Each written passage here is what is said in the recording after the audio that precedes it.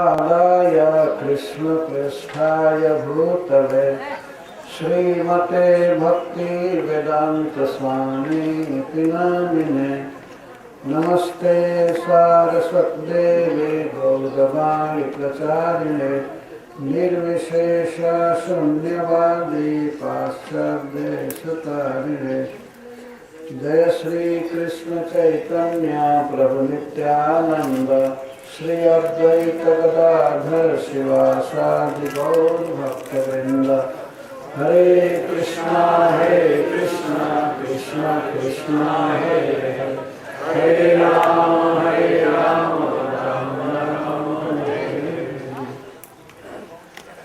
ओम नमो भगवते वासुदेवाय।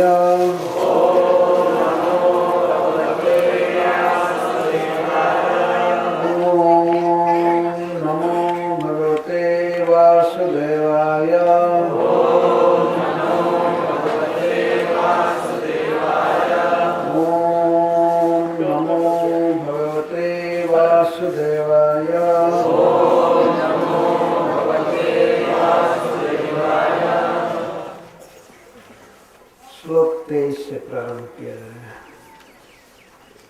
मन्ये कृष्णं च रामं च प्राप्ता विहसुरोत्तमौ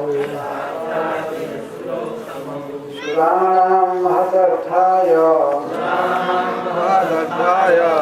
गर्गस्य वचनं यथा हंसं नागायुतो प्राणं मल्लौ गजपतिं तथा अवधिष्ठां लीलयैव पशुनिव मृगाधिपः कालत्रयं महासारं धनुर्यष्टिनिवेभरात् भञ्जैकेन हस्तेन सप्ताहमदधागिरिं तुरङ्गोधेनुकोरिष्टः तृणावर्तो बकादयः दैत्यासुरासुरजितो हता जनेह लीलया। श्रीशुक उवाच इति संस्मृत्य नन्दः कृष्णानुरक्तभिः अत्युत्कण्ठो भवत्तुष्णीं प्रेम प्रसरविह्वलः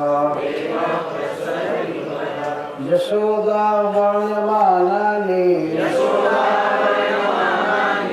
पुत्रस्य चरितानि च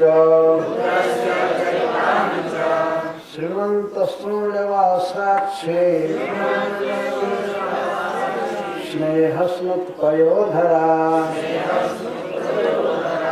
तयोरित्थं भगवती कृष्णे नन्दयशोदयोः वीक्ष्यानुरागं परमं।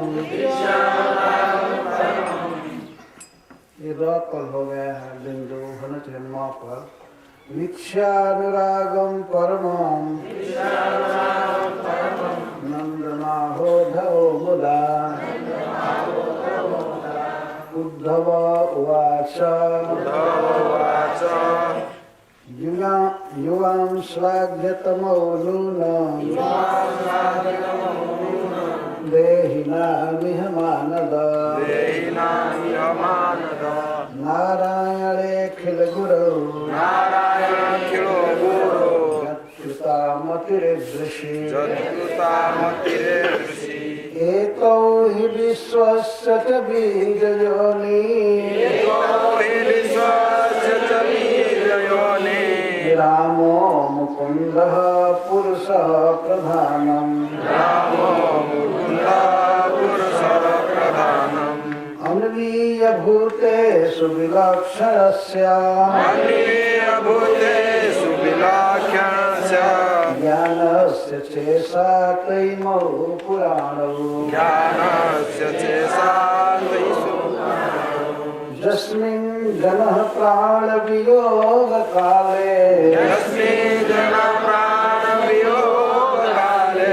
क्षणं समावेश्य मनो विशुद्धम् निर्हत्य कर्मा स्वयमासु जाति परां गतिं ब्रह्ममयोर्कवर्णः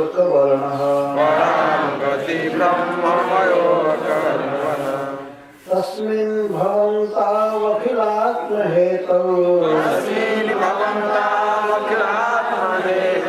नारायणे कारणमर्त्यमूर्तौ भावं विधत्तां नितरां महात्मा किं वा वसिष्ठं युवयोः सुकृत्यम् आगमिष्यत्य दीर्घेण कालेन व्रजमच्युतः प्रियं विधास्यते पितरः भगवान् सात्वतां पतिः हत्वा कंसं रङ्गमध्ये प्रतीपं सर्वसात्वतां ददाह वः समागत्य कृष्णः सत्यं करोति तत् मा खिद्यतं महाभागौ द्रक्ष्यथ कृष्णमन्तिके अन्तर्हृदि सभूतानां आस्ते ज्योतिर्वैधसी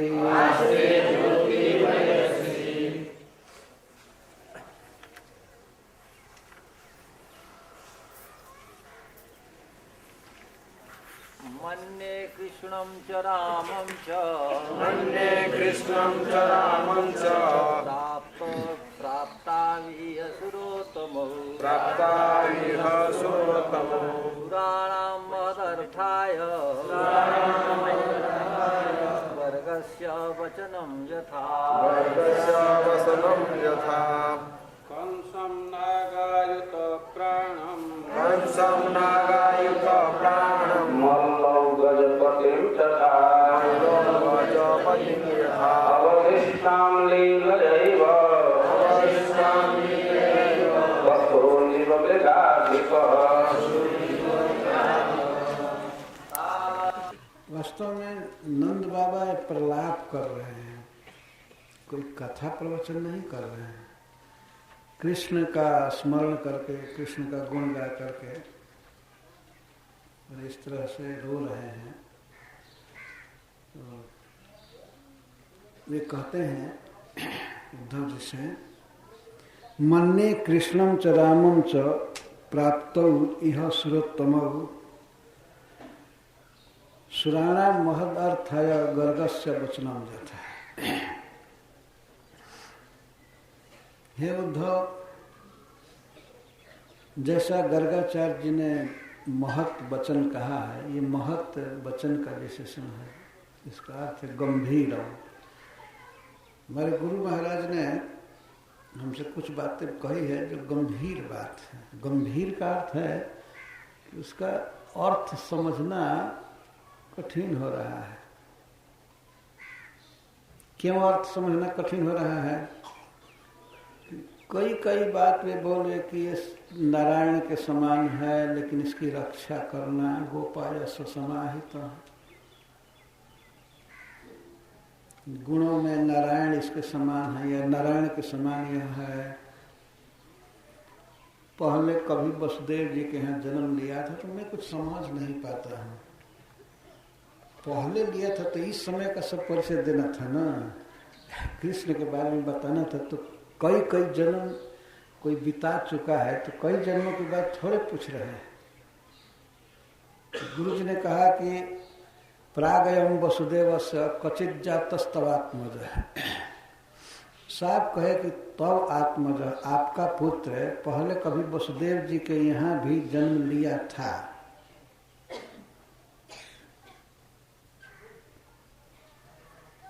बहुत गंभीर बात बोले।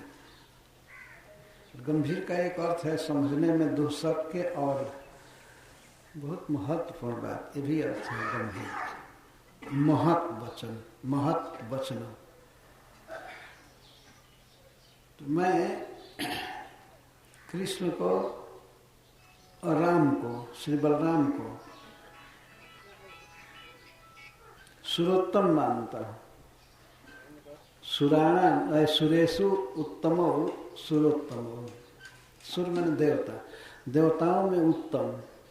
तो देवताओं में सबसे उत्तम है भगवान श्री विष्णु और भगवान श्री शिव शंकर जी, सुरोत्तम इनको कहा। तो मैं तो कृष्ण बलराम को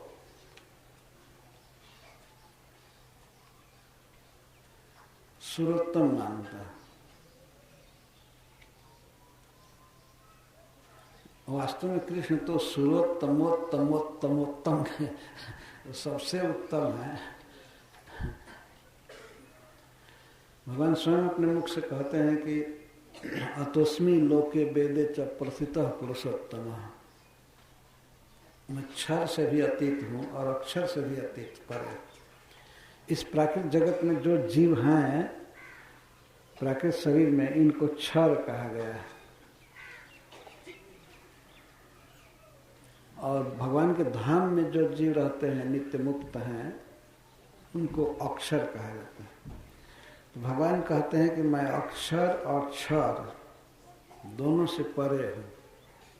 इसलिए लोक में भी, सारे जगत में और वेद में भी, सारे शास्त्रों में भी मुझको पुरुषोत्तम कहा जाता है। गीता का 15वां अध्याय पुरुषोत्तम योग है, जिसमें भगवान स्वयं अपने विषय में बोले हैं।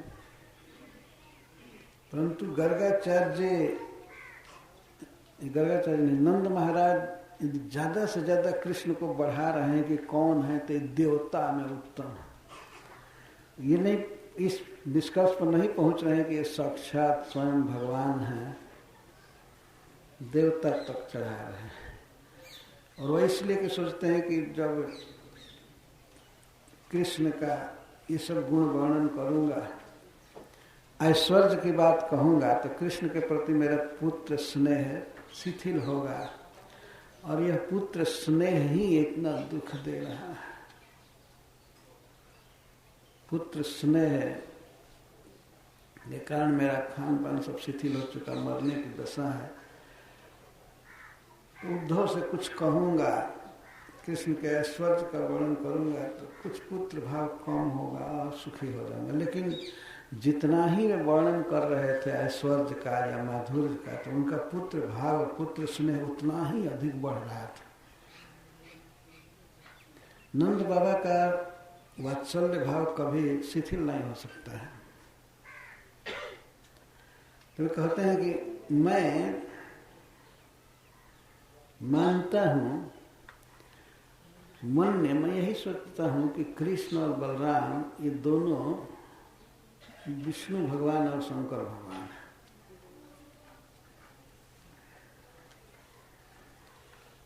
और देवताओं के प्रयोजन के लिए, देवताओं का काम करने के लिए, देव विरोधी दैत्यों का वध करने के लिए, इसका अर्थ ये है पृथ्वी का भार दूर करने के लिए। तो पृथ्वी का भार दूर करना मतलब दैत्यों को मारना, पापियों को मारना, यही देवताओं का प्रयोजन है। तो उसी प्रयोजन को पूरा करने के लिए दोनों देवता आए हैं। हमारे घर में कृष्ण बलराम बन करके जन्म लिए। यह अर्थ है कि मदगृह है, हमारे घर में जन्म लिए।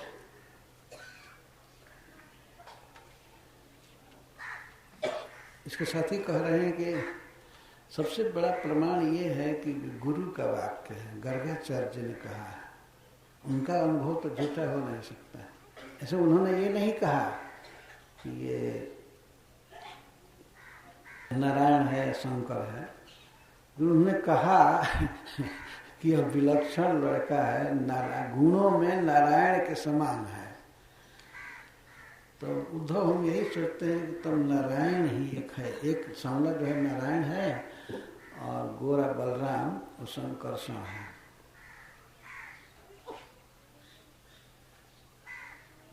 वसुदेव और शंकरषण ये सोचता हूँ।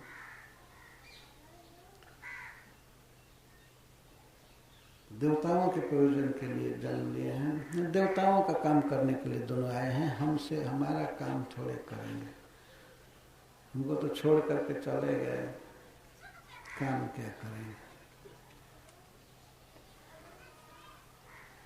गर्गाचार्य जी का तो वचन है ही, आर्ष प्रमाण है।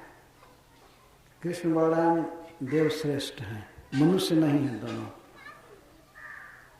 इसके साथ ही साथ हमारा अनुभव भी, हमने जो देखा है, सुना है, उसके अनुसार भी यही पुष्ट होता है कि ये दोनों देव श्रेष्ठ।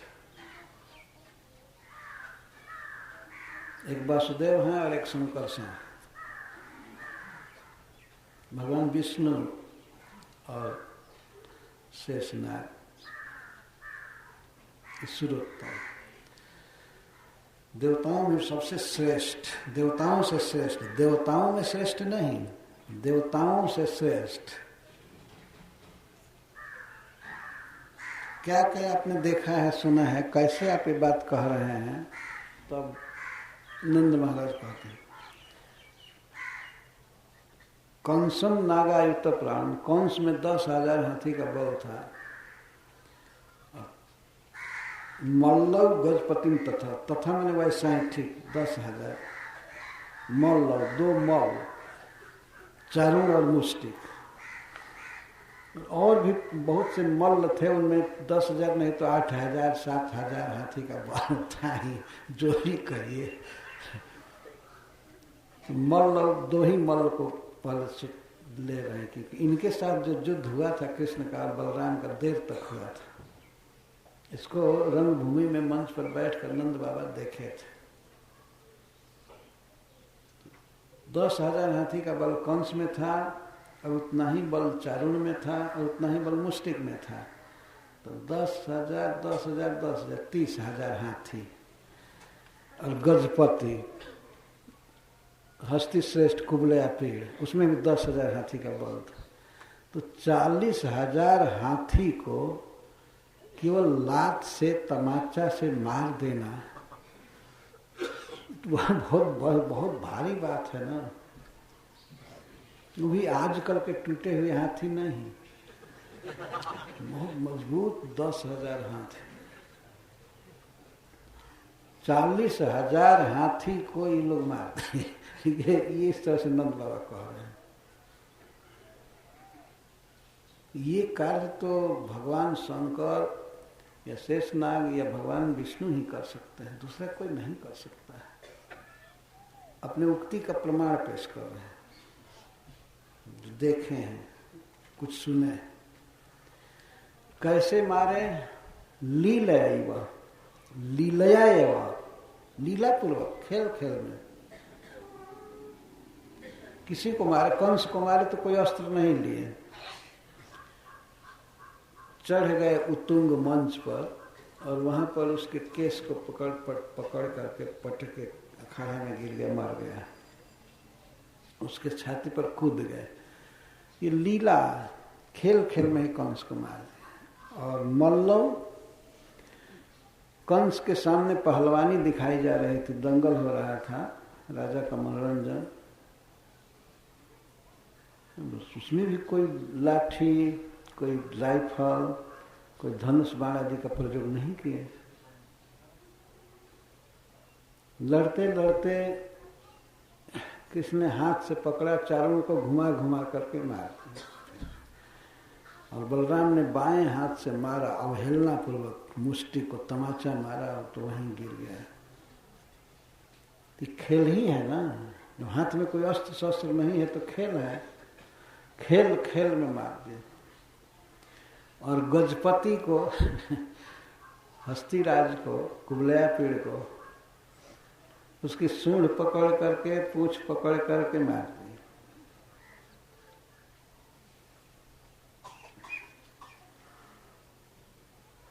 ये दोनों भगवान नहीं है तो और क्या है? ऐसा काम दूसरा कौन कर सकता है? नंद बाबा का अनुभव है। ऐसे किसी को शास्त्रों की जानकारी नहीं है और देखा भी नहीं, कोई चीज सुना भी नहीं किसी के मुख से, तो वो कैसे कृष्ण को समझेगा? प्रथम प्रमाण तो ये है कि ऋषियों का वाक्य, जैसे श्रीपाद गर्गाचार्य जी का वाक्य, ये परम प्रमाण है। यदि कहते हैं कि ये भगवान है तो भगवान है। तो गुरु का वचन भी सुने हैं, शास्त्र भी सुने हैं और प्रैक्टिकल भी देखे हैं। वही चीज हुआ। अब संशय की कहाँ बात है? इसीलिए नंद बाबा कहते हैं मन ने कृष्णम च रामम च प्राप्ता भी सुरोत्तम। मन ने, मैं उनको देवश्रेष्ठ मानता हूं, न तू पुत्र इति अर्थ। ये केवल कह रहे हैं, थोड़े देर के लिए, क्षण भर के लिए विचार आया है, लेकिन स्थायी भाव इनका धसा हुआ है हृदय में कि कृष्ण बलराम पुत्र ही हैं और दूसरे नहीं है। ये सब तो लीलाएं देखे हैं और गर्गाचार्य जी की बात भी सुने तो उसे विश्वास थोड़ा थोड़ा होता है, लेकिन ज्यादा लीला तो यही देखे हैं कि बाबा मुझे गोद में लीजिए, रो रो करके कहते हैं कृष्ण, मैं गोद में आना चाहता हूँ, गोद में आना चाहता हूँ। और कई भय की लीला, भूख की लीला करते रहते हैं। वन से लौट करके प्रथम दिन आए तो कहा बाबा आदमी बाघ देखा, लेकिन बाघ नहीं, साधारण जीव देखे थे। तो बाघ देखा तो हाँ, और भैया बलराम हमको अकेले छोड़ के चला गया है। बलराम जी बहुत मजाक करते थे। कृष्ण कहीं रहते थे, एकाएक हल्ला करते थे, सभी गोपों से सिखा देते थे सब भाग जाना, इधर उधर छिप जाना, हल्ला करते थे बाघ आया, सब भाग गए और कृष्ण रोने लगे। और कोई बच्चा बाघ की बोली बोलता था तो और रो दिए कि बाबा के अलावा कोई रक्षक नहीं है, सब हमको धोखा दिए, ये दिए, और रोने लगते। मैया मही दाऊ बहुत सताए, मुझको बहुत सताया, हमको छोड़ करके चला गया, मैं अकेले रो रहा था। माँ जसोदा कहती है बलराम बहुत बुरा लड़का है। तो बुला कर कहते तुम अकेले छोड़ करके गया था? बलराम जी को बुला करके पूछती है तुम अकेले छोड़ा था? नहीं, मैं यह थोड़ा मजाक कर रहा था। तो ऐसे मजाक किया जाता है, ये अभी भी रो रहा है। विलक्षण। और कोई लोमड़ी को, सियार को भी देख लिए थे तो कहते थे बाघ देखे थे, ये थे। ये सब लीलाएं हैं, कैसे मान सकते थे नंद महाराज की भगवान है? तो गर्गाचार्य कहें चाहे लाख लीला देखें आंख से, यही बात है कि मेरा पुत्र है और पुत्र के प्रति अच्छे स्नेह था, इसीलिए तो रो रहे थे। पर थोड़े देर के लिए मन में आ रहा है गर्गाचार्य की बात सुन करके, देख करके, तो मैं तो कृष्ण बलराम को भगवान मानता है।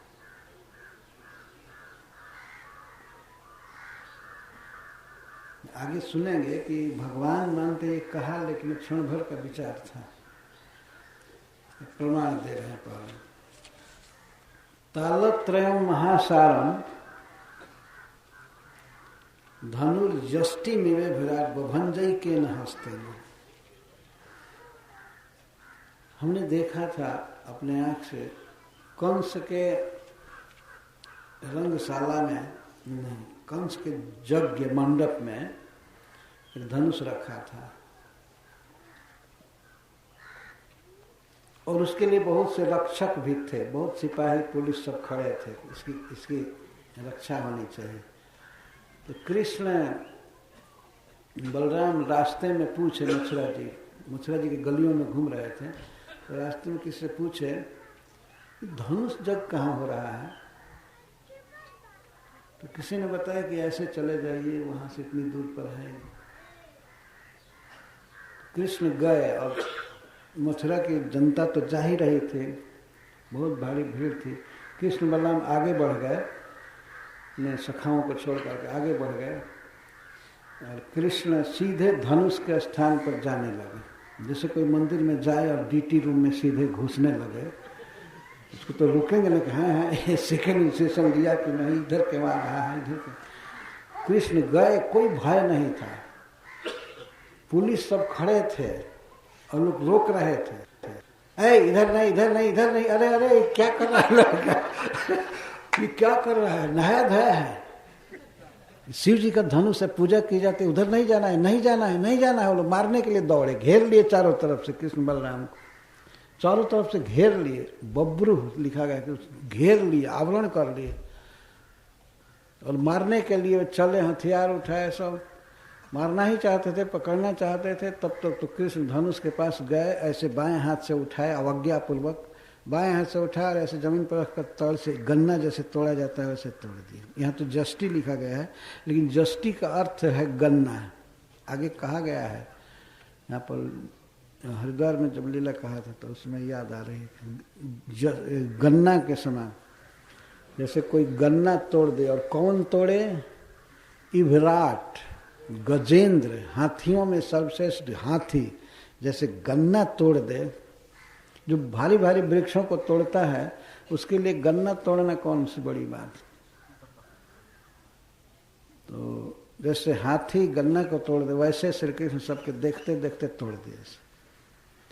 जब तोड़ दिए कृष्ण तो इसके बाद रस्सी को भी तोड़ दिए। दो जगह हो गया। तो एक को ये लिया और इशारा किए बलराम जी को कि लीजिए ये अस्त्र। तो बलराम जी लिए और जितने पुलिस थे वहाँ, कंस के सब साथी थे पापी लोग, सबको मार दिए वहीं पर। जो जो इनको मारने के लिए घेरे, तो सरकारी नौकर थे बेचारे, क्या करें, कंस का आदेश था। तो जो आए तो कृष्ण मारे कुछ लोगों को और कुछ को बलराम जी धनुष चला करके नहीं, धनुष के खंड से एक एक खंड से मारना चलकर वहीं पर मार दिए। बाकी लोग भाग गए। ये पहला ऐश्वर्य प्रदर्शित किया भगवान ने। तो उसी की नंद बाबा याद कर रहे हैं कि तालत्रय महासारम, धनुष कितना लंबा था, मजबूत था। धनुष का वजन था 3.5 लाख मन, 3.5 लाख मन। एक मन 38 किलो का होता है, 37.5 किलो। 40 शेर का एक मन होता है। तो 3.5 लाख मन धनुष था। उसको आज तक कोई नहीं उठाया था, कंस भी नहीं उठाया था। ये केवल पूजा होती थी। पता नहीं किस दिन काम में आता फालतू धनुष, ऐसे पूजा हो रही थी। धनुष यज्ञ का बहाना किया था, बहुत बड़ा फेस्टिवल। तो जिसकी पूजा हो रही थी उसी की पूजा भगवान ने कर दिया, तोड़ करके फेंक दिया। बहुत भारी निराशा हुई। और कंस के लिए यह भविष्य का वचन था, भविष्यवाणी थी कि जिस दिन धनुष तोड़ा जाएगा तो तुम समझ लेना कि तुम्हारी मृत्यु आ गई। एक प्रकार से भगवान ने नोटिस दे दिया है। सब लोग रोक रहे थे और परम दुस्साहसी कृष्ण जा करके तोड़ दिया।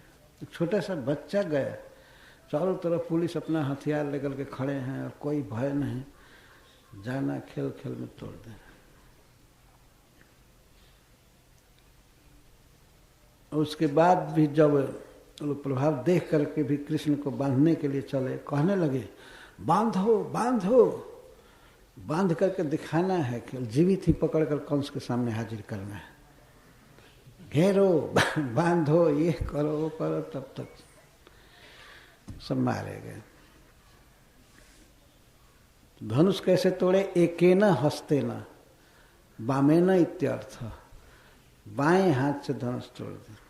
उठाए, पहले उठाए और उठा करके एक सिरा पकड़े, एक सिरा को जमीन से लगाए, ऐसे गन्ना जैसा तोड़ दिया। इसको कहते हैं भगवान। भले वो बाल लीला कर रहा है तो क्या। अच्छा, इसके साथ ही इस प्रकार का स्वर्ग की लीला नंद बाबा याद कर रहे हैं तो कहते हैं सप्ताहम अदधात गिरी, और एक ही हाथ से गिरिराज गोवर्धन को उठा लिया, एक ही हाथ से। ये दोनों कर्म का एक ही साधन है। बभंज एकेन हस्तेन और एकेन हस्तेन गिरिम दधात, अभी सप्ताहम, एक ही हाथ से 7 दिन पर्वत उठाए रहा, हाथ बदला भी नहीं।